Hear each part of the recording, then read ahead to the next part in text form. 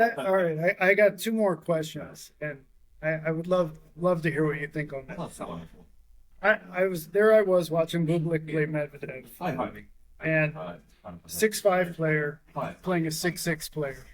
And as much as I loved Sinner and Alcaraz, I kept thinking, are we in an era now where the top 10 in the 2030s, they'll all be 6'5" and up? I'm a little I worried mean, about that. we're pretty close. We're pretty close, right? Like, I mean, I don't know what the number is, specific number is, but I would imagine most players in the top 10 are over 6'2".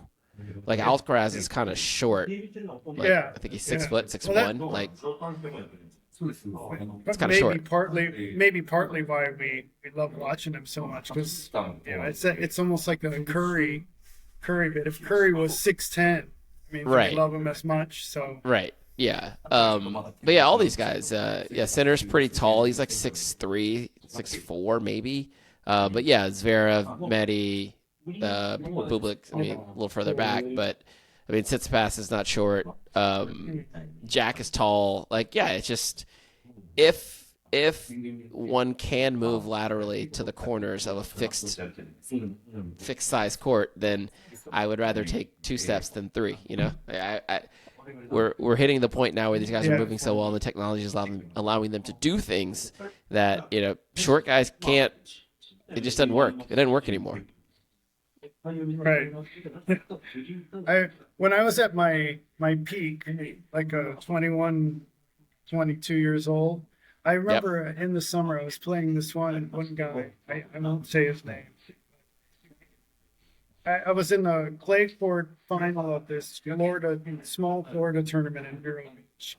And this guy, he was about 780th ranked in the world or something. That's what they were saying. And he brought these, this is kind of random. This is off topic. My apologies. But We have no topics here.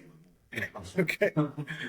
So I'm playing the guy, and my dad was watching at the time.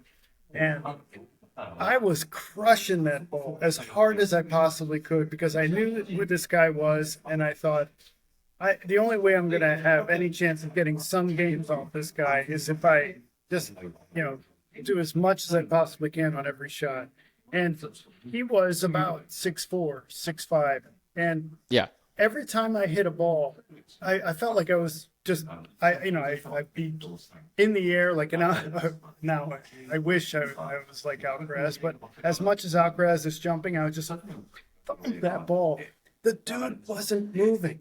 It seemed like he was just this tarantula who just had the entire baseline covered almost Right. at all times. And I would blast his forehand and he'd be like, 1, 2, all right.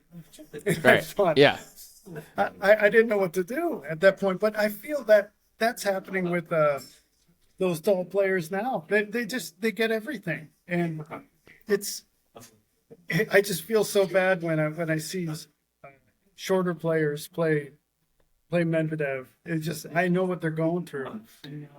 I feel From Not personal on a very experience. much lower level. Yeah, on a much lower level, but personal experience in me. So. Yeah, no, it makes the the geometry of our sport, where everything, the court is very long. So if you can't get past the baseline, get your ball past the baseline and through your opponent, right? When these big guys back up and they just get locked into these long rallies, like you can see it. Like the answer is somewhere off the side of the court, but you got to be able to like find that angle somewhere. And that's what Alcaraz does. Like he'll use the drop shot. He'll push them back. He'll come in and find the angle. Like he is a highlight reel waiting to happen, but he's also a tactician exploring all planes of the tennis court at all times. And when he plays Sinner, it is so clear that Sinner doesn't give him an option. And when Alcaraz is not given an option, that's when he thrives. It's when he's in the moment where I have to make 2 or 3 different decisions at this point. Do I want to do this, or this? Which will make the audience erupt or something like that. I feel he has those moments where he's